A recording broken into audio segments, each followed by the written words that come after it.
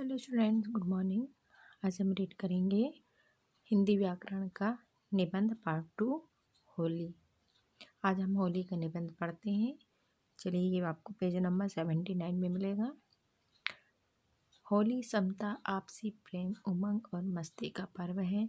यह ऊंच नीच, अमीर गरीब आदि समस्त भेदभावों को मिटाकर सबको गले लगाने का पर्व है। होली के रंग मानव समाज में व्याप्त भेदभाव को धोने का कार्य करते हैं। यह पर्व एकता और भाईचारे का संदेश लेकर आता है। फाल्गुन मास की पूर्णिमा तिथि को होली का दहन होता है।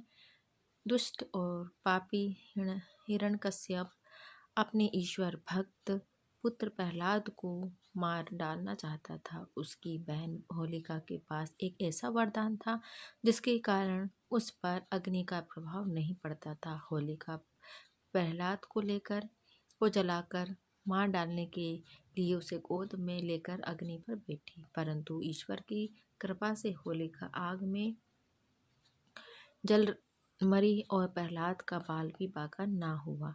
कच्चे अन्न को होलक कहा जाता है। प्राचीन काल में यज्ञ करके अन्न को आग में भूनकर सब लोग खाया करते थे। यह परंपरा आज भी चल रही है। होलिका दहन के अगले दिन पूरी मस्ती के साथ रंगों से होली खेली जाती है। लोग एक दूसरे पर रंग डालते हैं, गुलाल लगाते हैं और गले मिलते हैं।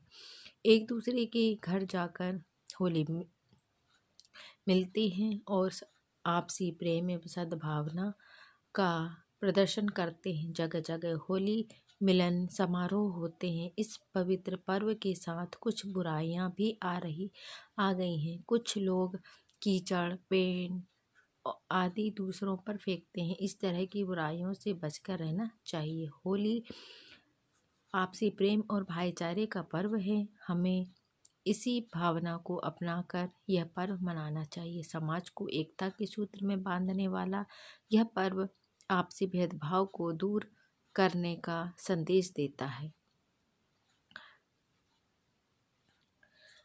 तो ये हमारा होली का निबंध था।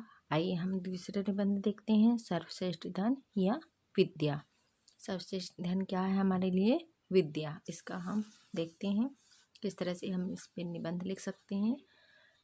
संसार में जितने भी धन हैं उसमें विद्या का एक धन सर्वश्रेष्ठ है। विद्या धन प्राप्त हो जाने पर मनुष्य अन्य प्रकार के धनों को प्राप्त कर सकता है, परंतु दूसरे धनों के द्वारा विद्या धन खरीदा नहीं जा सकता। व्यक्ति का एकमात्र सच्चा साथी, सच्चा आभूषण विद्या धन ही है। विद्या धन के द्वारा व्यक्ति हर जगह सम्मान प्राप्त करता है। दूसरे धन व्यय करने से कम होते हैं, लेकिन विद्या धन को जितना ही व्यय किया जाता है उतना ही वह बढ़ता है। यह सदैव व्यक्ति के साथ रहता है। इसे ना तो कोई छीन सकता है और ना ही इसे कोई चुरा सकता है। इसके प्राप्त कर लेने के बाद उसके समाप्त होने या नष्ट होने या खो जाने का कोई भय नहीं रहता। मनुष्य जहाँ भी जिस परिस्थिति में रहता है, विद्या धन उसके साथ रहता है। विद्या धन से संपन्न विद्वान व्यक्ति सर्वत्र सम्मान पाता है। अन्य धनों से संपन्न व्यक्ति कुछ निश्चित जगहों या क्षेत्रों में ही सम्मान प्राप्त कर पाते हैं। अन्य धन विद्या धन के अनुगामी है। विद्या धन से संपन्न व्यक्ति अपने विवेक और बुद्धि के बल पर सदैव सही निर्णय लेकर प्रगति की ओर अग्रसर होता है।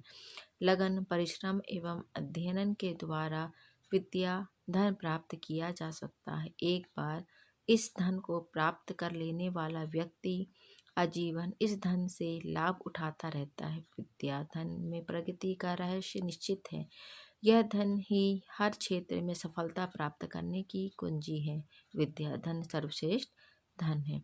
तो बच्चों, यहाँ हमने क्या देखा कि जो विद्या है, सर्वश्रेष्ठ जो धन है वो क्या है? हमारे लिए विद्या है ना। तो हमें इससे मतलब विद्या हमसे कोई नहीं चुरा सकता है, क्योंकि ये हमारे अंदर विद्यमान रहती है। लेकिन धन जब हमारे पास रहता है तो हमें हमेशा डर बना रहता है कि कोई उसे चुरा ना ले। लेकिन विद्या ऐसी चीज़ है जो चुराई नहीं जा सकती है ना, इसे कमाई जाती है।